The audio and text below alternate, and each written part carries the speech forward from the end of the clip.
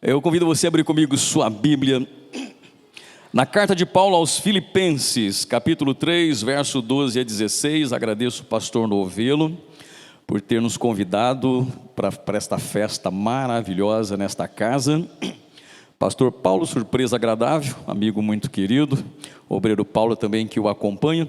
O Paulo, ele está formando uma gangue, ele só chama a gente do nome Paulo para ficar com ele. Então vai ser a gangue dos Paulo, E você chegou aqui, o pastor profetizou prefeito, depois presidente, capaz de virar líder mundial, que é o anticristo no caso, Essa daqui, líder mundial, a besta do apocalipse. Está transmitindo? Depois corta. Filipenses capítulo 3. Oi? Manda para lá. Põe na rede social que o pessoal pega no pé depois, dispara. E quando eu saí daqui, eu não tinha esse acessório aqui, Filipenses capítulo 3, versículos 12 a 16, diz assim: não que já tenha alcançado ou que seja perfeito, mas prossigo para alcançar aquilo para o que fui também preso por Jesus Cristo. Irmãos, quanto a mim, não julgo que haja alcançado, mas uma coisa eu faço, e é que, esquecendo-me das coisas que atrás ficam e avançando para as que estão diante de mim, prossigo para o alvo, para o prêmio da soberana vocação de Deus em Cristo Jesus. Por isso, todos quantos já fomos perfeitos, sintamos isto mesmo. E se sentis alguma coisa de outra maneira, também Deus vô-lo revelará. Mas naquilo a que já chegamos, andemos segundo a mesma regra e sintamos o mesmo. Feche teus olhos, recline a tua cabeça. Pai amado, em nome de Jesus, queremos agradecer ao Senhor pela riquíssima oportunidade e preciosíssimo privilégio de estarmos, ó Deus, nesta casa de oração, celebrando, Senhor, um aniversário marcante, ó Pai amado, desta igreja, 28 anos, salvando, abençoando, aconselhando, restaurando vidas. Pai amado, em nome de Jesus, pedimos que o Senhor fale conosco nesta noite, através da Tua santa e bendita palavra, e que esta palavra venha ao encontro de nossas reais necessidades. Que elas não retornem aos céus vazias, sem antes cumprir com o propósito pela qual o Senhor as envia nessa noite. Fala conosco e nos dá a bênção da Tua presença, em nome de Jesus, amém. Graças a Deus, graças a Deus. Prosseguindo para o alvo, deixa eu abrir um copo aqui. Prosseguindo para o alvo, é o ano que a gente está vivendo, E mais do que um lema, mais do que um tema, é algo para a gente pensar, refletir, meditar e tornar isso uma verdade na nossa vida. Porque a nossa vida ela é marcada por alvos, seja elas tarefas, sejam elas projetos. Então a gente vai estabelecendo alvos na nossa vida. E o que nos move é a fé, é a esperança. É isso que nos dá motivo para continuar. É isso que nos motiva. Motivação nada mais é do que motivo para continuar fazendo o que a gente faz, o que a gente gosta. Motivo para continuar trabalhando, levantando cedo, motivo para a gente continuar cuidando da nossa família, motivos para continuar nos aperfeiçoando. Mas o maior motivo na nossa vida é nos aproximarmos de Cristo. Porque se a gente se aproxima dele, quanto mais nos aproximamos de Cristo, mais os outros alvos na nossa vida passam a ser mais alcançáveis. Só que para isso nós precisamos aprender alguns elementos, algumas habilidades, desenvolver algumas habilidades e adquirir algumas virtudes do Espírito Santo, para que nós possamos de fato prosseguir para o alvo. E eu gosto muito do apóstolo Paulo, porque ele compara muito a vida cristã com o esporte. Em várias das suas cartas, seja 1 Coríntios 9, aqui também em Filipenses, e outros lugares, pelo menos mais um ou dois, ele compara a vida cristã, geralmente a uma corrida, a uma maratona, mas também à luta, quando ele diz que eu sou como um lutador, não como quem esmurra o próprio ar. E eu tenho uma disciplina, eu me abstenho de certas coisas para poder desenvolver a minha habilidade. E aqui o apóstolo Paulo, nesse capítulo 3 de Filipenses, prometo terminar 9 para meia-noite. Aí você fala, não pastor, fique à vontade, a casa é sua, fica aí, 9 horas eu vou embora, mas você pode ficar aí à vontade. O apóstolo Paulo, nesse capítulo 3 de Filipenses, são três, ele aborda o mesmo tema, mas em três fases, três etapas diferentes. O mesmo assunto, mas de três formas diferentes. Dos versos 1 a 11, ele fala do seu passado, das coisas que ele abriu mão por causa de Jesus Cristo, das coisas, dos valores que foram trocados e substituídos pelas riquezas que ele encontrou em Jesus. Então ele fala da sua mudança, da sua transformação. Do verso 17 ao 21, depois daquilo que nós lemos, ele trata, ele fala dele mesmo como a figura de um estrangeiro, de alguém que não veio para viver nesta terra para sempre, que aqui ele está de passagem, é um peregrino, de onde ele está aguardando a vinda de Cristo para poder estar na sua própria pátria, que é a casa de Deus. E nesse texto que nós lemos, nesses versículos que nós lemos, do 12 ao 16, ele se compara a um atleta de uma maratona, e que está correndo celeremente para alcançar aquilo pelo qual Deus preparou para ele e para todos os seus filhos. Então ele compara a sua vida a um atleta de uma maratona, ou seja, de uma corrida, né, de uma longa jornada, né, de uma longa distância, que exige um determinado tipo de preparação.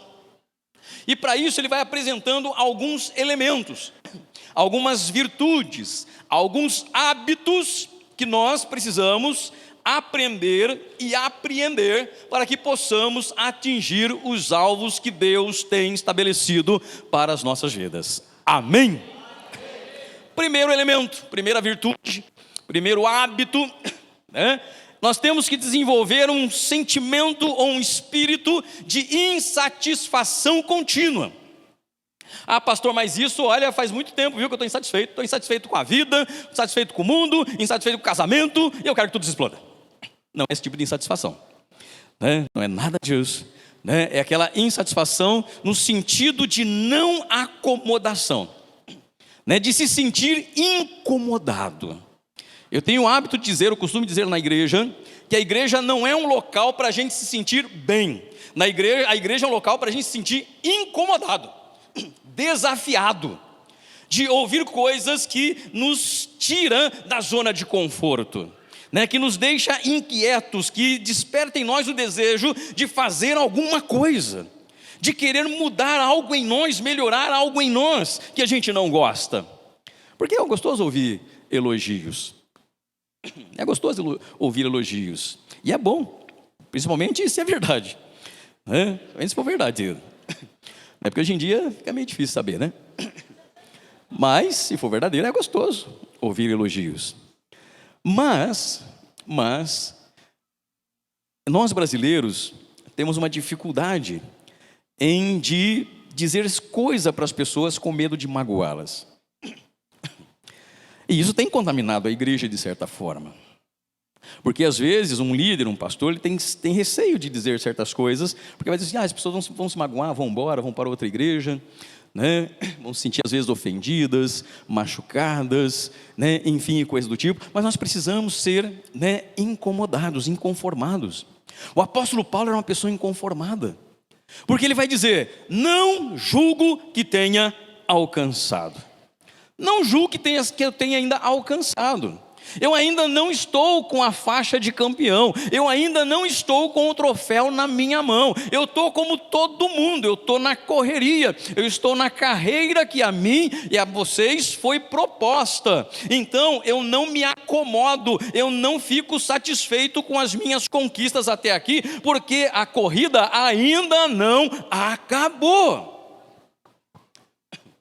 Ele só vai falar sobre a conquista final, quando ele está preso em Roma, segunda prisão em Roma, escrevendo a Timóteo, é que ele vai dizer, assim que saiu a sua pena de morte, decretada a pena de morte, ele diz para Timóteo, combati um bom combate, terminei a minha corrida, e mantive firme a minha fé, e agora a coroa da justiça já está preparada para mim e para todos aqueles que amam a sua vinda. Aleluia. Aleluia.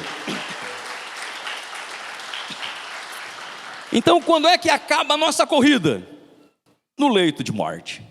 Enquanto não chegarmos lá, não devemos nos acomodar. Amém? Não vos conformeis. Paulo era inconformado, incorrigível. Paulo sempre queria algo mais, apesar de ser um homem de Deus, um vaso de honra, um grande missionário, um grande pregador, um grande evangelista, uma pessoa que plantou muitas igrejas.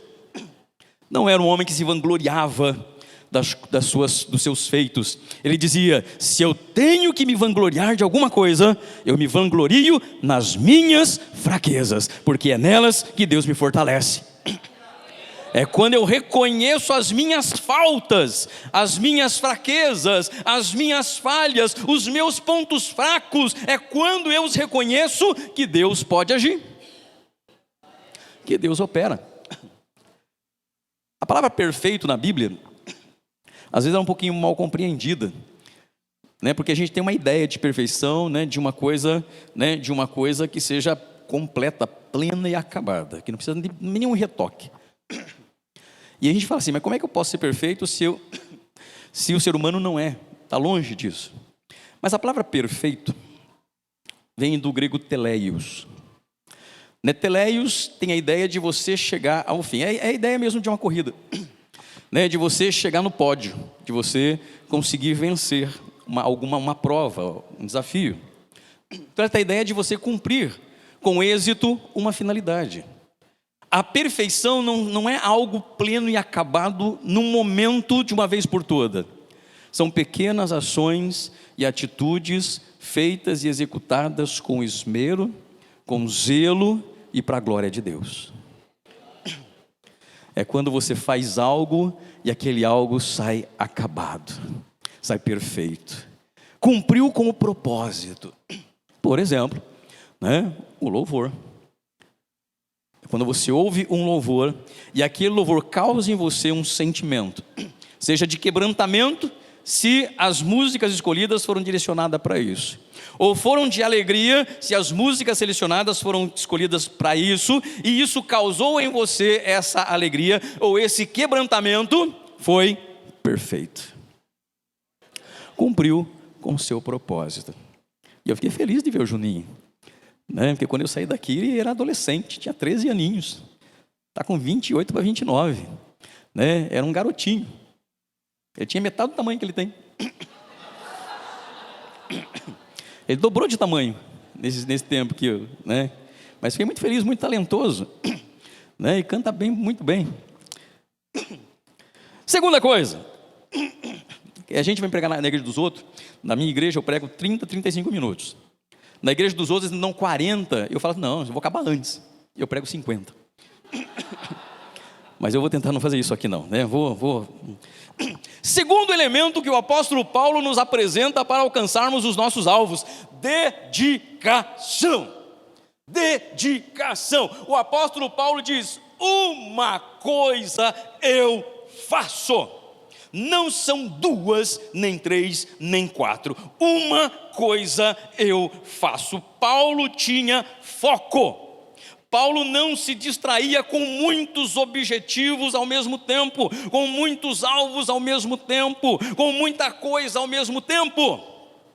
Paulo escolhia aquilo que era prioridade e não se perdia, não se embaraçava com outras coisas.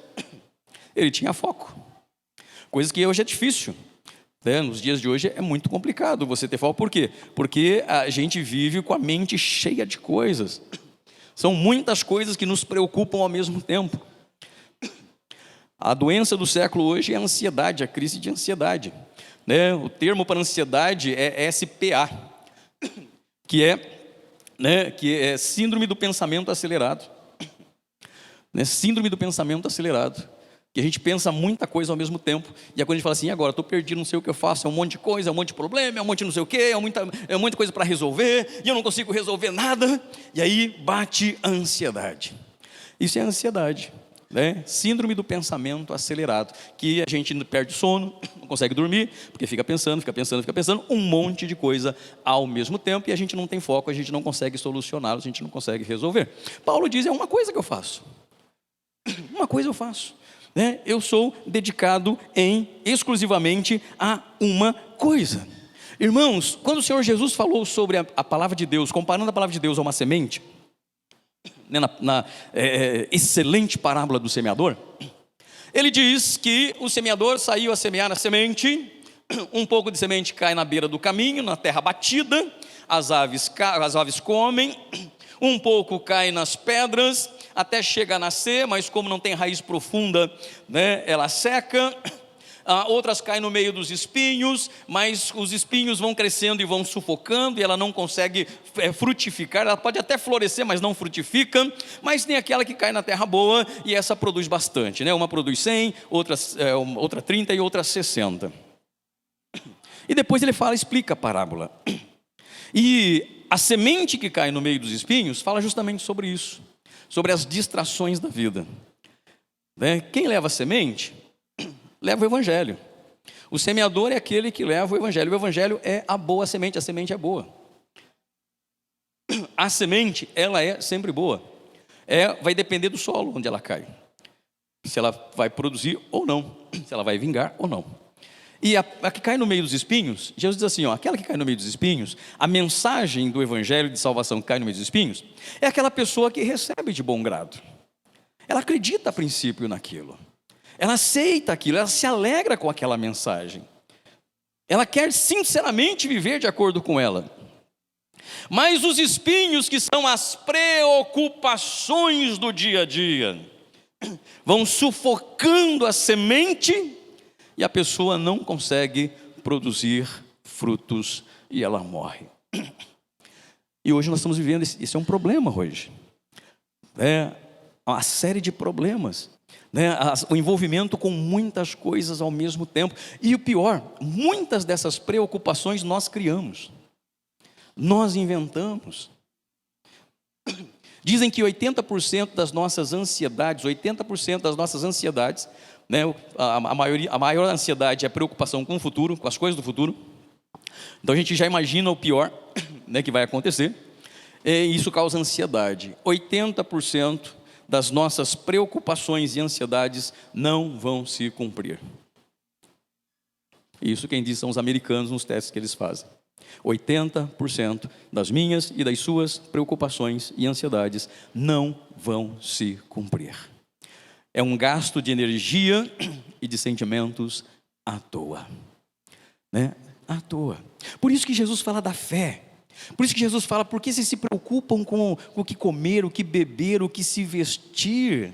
Por que vocês se preocupam com o dia de amanhã? Por que vocês ficam ansiosos com estas coisas? Os pagãos, aqueles que acreditam em deuses que não existem, pensam dessa forma e creem dessa forma. Mas vocês não, porque o Pai sabe que vocês precisam de todas estas coisas, mesmo antes da palavra chegar na tua boca.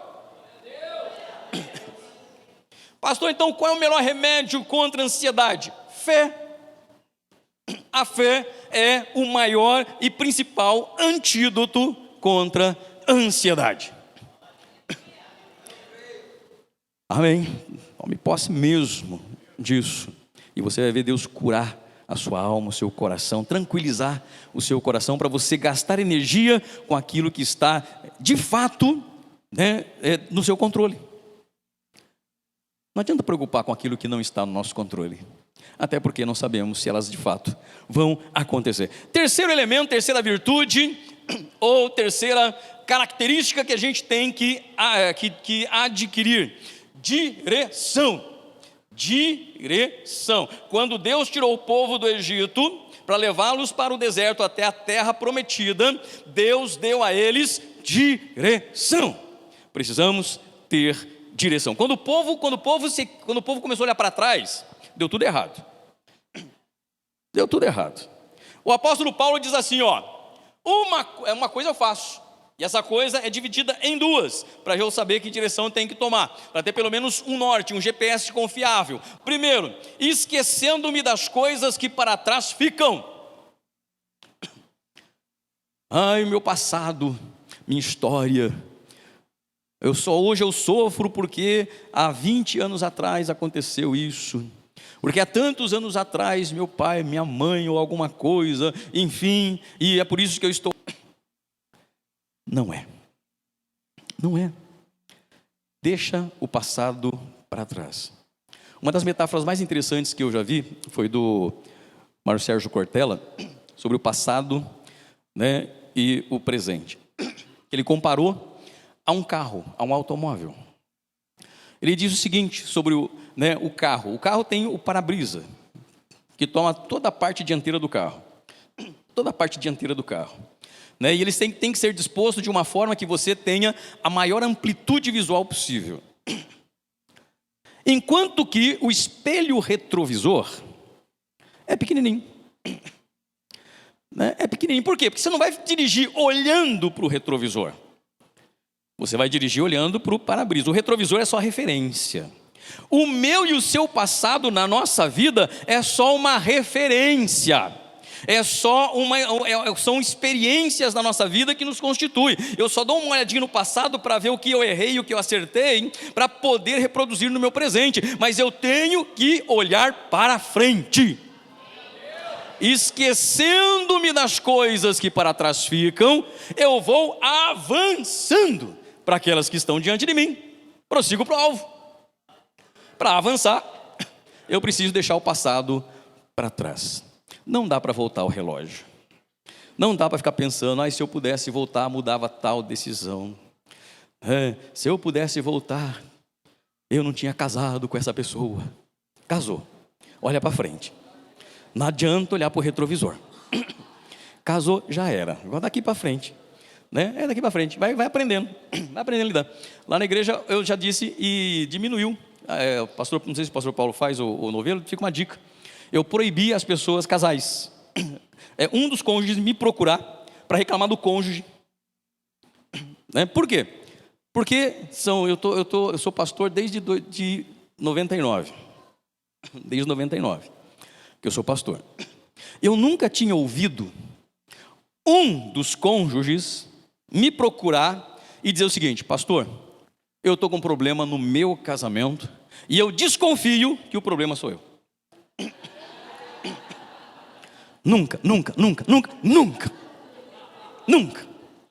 ouvi.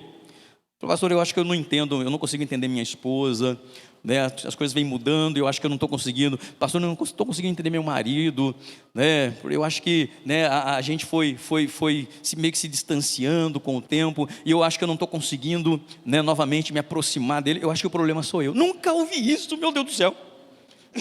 É sempre assim: pastor, estou com um problema no meu casamento. O que aconteceu? Minha mulher. Pelo amor de Deus, pastor, se eu soubesse que era assim, bem que falaram para mim que era desse jeito, eu não acreditei. O que aconteceu, irmã? O que aconteceu, irmã? Pastor, meu marido não é mais a mesma pessoa. Lógico que não. Engordou, ficou careca. Topete emendou com a nuca. É diferente, muda, as coisas mudam. Né? As coisas mudam. Né? Então tem que se rearranjar. Agora eu falei, não vem mais procurar. Se for, ou vem os dois, ou não vem nenhum. Pastor, eu estou orando há 20 anos para meu marido mudar e Deus não fez nada. Ora para Deus mudar você. Você está 20 anos. Deus muda meu marido, Deus muda meu marido, Deus muda meu marido. Deus não mudou o marido? Então, Deus, orei 20 anos. É o voto que eu fiz, 20 anos orar por ele. Cansei. Deus, me muda para ver se eu consigo mudar ele. E vice-versa, tá? E vice-versa. Eu tenho falado isso lá na igreja. Então não dá para ficar olhando para o passado. Olha para frente. As coisas mudam, a gente muda. A gente cresce, a gente evolui. Alguns não. Alguns involuem. Né? Alguns viram homem primata, capitalismo selvagem. Viram homem da caverna. Tem uns que viram homem da caverna. Mas geralmente a gente evolui. Né? E como é que eu sei que eu evoluí, pastor? É quando você começa a pensar: se eu tivesse a mente que eu tenho hoje, com 25 anos de idade. Meu Deus, se eu tivesse a mente que eu... Significa que você cresceu, evoluiu, que você é mais maduro, que você aprendeu a lidar com situações que quando você tinha 25, você não lidava direito, você não sabia lidar. Você adquire experiência, isso é maturidade. Então a gente vai mudando, a gente vai crescendo. Né? Usa isso a seu favor. Amém? Usa isso a seu favor, né? Quem olhou para trás na Bíblia e deu ruim? A mulher de Ló. A mulher de Ló olhou para a sua cidade que ela amava tanto, para a sua casinha que ela amava tanto, para as bijuterias que ela amava tanto, para a coleção de sapato que ela amava tanto, e o anjo falou: foge e não olhe, vai para frente. Está vendo aquela colina lá? Vai na direção da colina, não pare para olhar para trás, segue adiante, senão você vai virar uma estátua de sal. E se você tiver com pressão alta, pior ainda. Pensou, pressão alta virar uma estátua de sal? É terrível, é uma combinação que não dá muito certo não. Direção, né? Precisamos ter direção na nossa vida. Quarta característica, quarta habilidade, quarta virtude: determinação ou perseverança, né? Determinação ou perseverança. Paulo fala muito sobre esta virtude, e o próprio Jesus também fala, né, sobre a determinação e a perseverança em orar, né? E Paulo fala sobre a perseverança nas tribulações, nas dificuldades, nos desafios, nos obstáculos da vida, nas tempestades da vida. Ele diz: eu esqueço o que está para trás, prossigo para as que estão diante de mim, eu prossigo para o alvo. A palavra prosseguir no grego pode ser traduzida como, né, desempenhar um grande esforço, né, desempenhar um grande esforço. E ela era muito usada na figura do caçador, essa palavra prosseguir, né, era muito usada no caçador, que vai atrás de uma presa, né, aquele caçador que às vezes ficava dias atrás de uma presa, focando, né, a presa. Meu pai foi caçador, né, meu pai foi caçador. Então, porque a gente era pobre e comia muita caça, né, carne de caça. Eu sou da época de comer, né, omelete com cambuquira, com folha de abóbora, né, e coloca trigo para o omelete ficar maior. Eu sou dessa época, né, de comer arroz duro com limão para dar uma engraxada, para descer melhor, né, porque nem sempre aquele arrozinho duro, sabe aquele arroz duro que você escolhia, que você comprava, botava no saquinho, aí chegava, tem que escolher. Eu sou dessa época aí, época de caçar um par de alpargatas, pelo menos do mesmo tamanho, a cor nem importava, para calçar no pé. Eu sou dessa época, né? Eu tenho card novo, mas não sou novo não, sou velhinho já, né? Se eu deixar o cavanhaque, porque barba não tem, mas se eu deixar o cavanhaque, fica branquinho, tudo branco. E meu pai caçava para a gente comer. Então, quando é que tinha carne assim à vontade? É quando meu pai caçava algum bicho, coati, tatu. Quando matava uma capivara, depois vocês cortam aí. Mas já faz tempo, viu? Já tem bastante tempo, já tem quase um mês. Foi preso. Mas foram tomadas as espingardas dele. Tomaram todas as espingardas dele. Tadinho, ficou triste. Tinha uma que tinha mais de 100 anos. Né? Eu sou filho de ex-presidiário. Fui levar ele a assinar a carteirinha semana passada.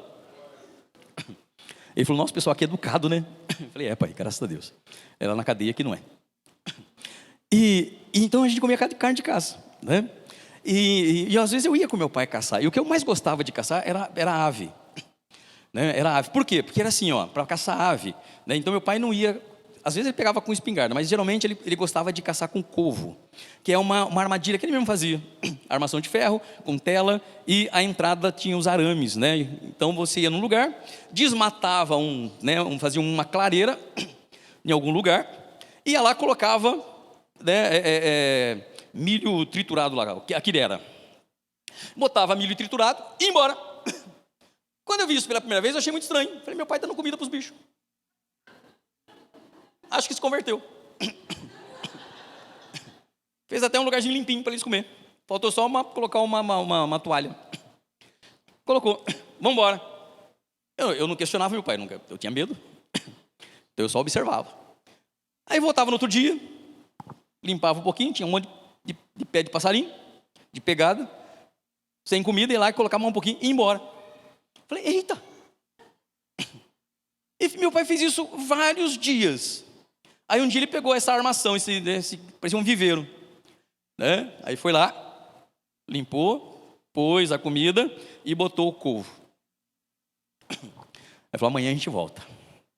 Aí voltamos no outro dia. Nambu, pomba do mato, codorna, né, umas perdizinhas. Ah, irmãos, era rodízio. Tinha rodízio, né? Tinha rodízio, né? Rã. Já comeu perna de rã? Uma delícia. Lagarto, tuiu, não é o lagarto que você compra no mercado, é o lagarto que você pega no buraco. Você faz armadilha com ovo. Ele vem comer, pega o laço, pega ele. Né? Ou então você faz uma pedra, tipo um assalpão. Ele vai comer o ovo, puxa, cai a pedra na cabeça dele, mata ele. Chega em casa, limpa e come. Né? O rabo fica muito gostoso. Eu gostava de comer o rabo dele. Então eu comia. Então, meu pai, então, ele ficava dias. Né? E prosseguir prova é isso. Exige paciência, esforço, dedicação. E que às vezes você, né, que nem no meu caso, eu não entendia certas coisas que ele fazia. Falei, por que ele não já põe a comida e já bota a armadilha? Porque não é assim que funciona. Não é simples. As coisas, quanto mais difíceis são as coisas que nós queremos, maior é o esforço que a gente tem que dedicar. Maior tem que ser a nossa determinação. Amém? Maior é a determinação. Não é porque muita gente não recebe, porque para no meio do caminho e desiste. Ah, já orei, já fiz, cansei. Né? Nessa igreja não funciona, vou na outra. Essa aqui deve estar com defeito. Né? Mas eu vou na outra lá, porque quem sabe na outra, né, tem umas pilhas novas diferentes, tem uns anjos novos diferentes lá, né? Porque teve uma época que tinha troca de anjo na igreja. Né? Se você não está sendo abençoado, é porque o anjo que Deus destinou para você está gasto. Né? Já ouviu isso? Eu já ouvi, faz tempo já. Né? Se você não está sendo abençoado, é porque o anjo que Deus colocou na sua vida já está meio gasto. Está meio capenga, as asas meio soltas, meio frouxa. Né? Tipo a asa do Ícaro, né? Com cera e pena de gaivota, o sol derrete. Mas aí, você ia lá numa igreja e você trocava por um anjo 0 quilômetro, com plástico na asa. Você tirava novo. E aí um dia alguém chegou para mim e falou assim, pastor, por que você não faz essa campanha? Porque é uma benção, mas faz muitos anos. Eu falei, sabe o que eu não vou fazer? Porque um dia, Moisés, né, o povo pecou, e Deus ia matar o povo, e Moisés intercedeu, falou, Deus, não mata não. Porque é o que o povo vai dizer? Tirou do Egito, matar no deserto? Deus falou, tá bom, Moisés, eu não vou matar o povo, você tem razão. Mas, porém, contudo, todavia, eu não vou com vocês. Mas eu vou enviar o meu anjo, que vai fazer tudo o que eu faria, ele vai fazer. Eu vou dar poder para ele fazer tudo que eu faria. Se Moisés fosse dessa igreja, ele ia pular. Ele ia dar glória a Deus, ia virar cambalhota, falar em língua estranha, língua esquisita. Mas como ele não era, sabe o que ele falou para Deus? Ele falou, Deus, eu não quero o anjo. Se o Senhor não for conosco, não nos faça arredar o pé daqui. Não quero o anjo. Eu quero a presença do Senhor na minha vida. Eu e você temos que crer mais de Deus na nossa vida. E ter essa ousadia. Mas para ter essa ousadia, lógico, a gente tem que ter, né, uma vida cada vez mais próxima de Deus. E a última, disciplina. A última disciplina. Nos versos 15 e 16, o apóstolo Paulo começa, né, depois que ele diz tudo isso, ele fala assim, mas irmãos, eu não quero causar confusão. Se alguém de vocês pensa diferente um do outro, Deus vai revelando. Mas naquilo que já alcançamos, vamos todo mundo caminhar segundo a mesma regra.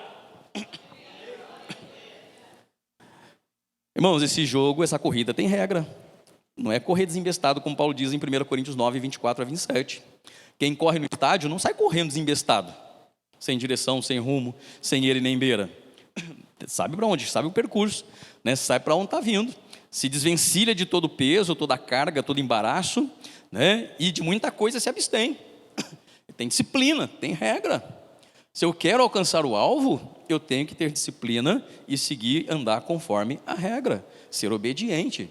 Eu já fui atleta profissional, né, por um tempo, e segui a regra à risca do meu professor, né? Segui a regra à risca, né, do Pope, né, quando eu fazia levantamento olímpico. Alimentação, descanso, parar de beber. Né, quando eu cheguei na igreja, eu tinha parado de beber. Eu bebia, minha família bebe, principalmente do lado dos meus pais. Até hoje, todo mundo é alcoólatra. Parei de beber e fui seguindo as regras, tudo que ele dizia, né, eu fiz. E onde isso te levou, pastor? A campeão brasileiro de levantamento de peso, em 1993. Mas eu tive que seguir regras, eu tive que cumprir as regras, as ordenanças. Se a gente quer atingir os alvos que Deus tem na nossa vida, nós temos que saber quais são as regras do jogo. Por quê? Porque o juiz, ele é rígido. Mesmo na época das Olimpíadas, lá no período greco-romano, tinha juízes que avaliavam os atletas, né, tanto antes, durante e após as competições, para ver se eles estavam todos de acordo com as regras do jogo. Se não, eram desclassificados. Em 1992, Olimpíadas da Espanha. Não lembro. Barcelona.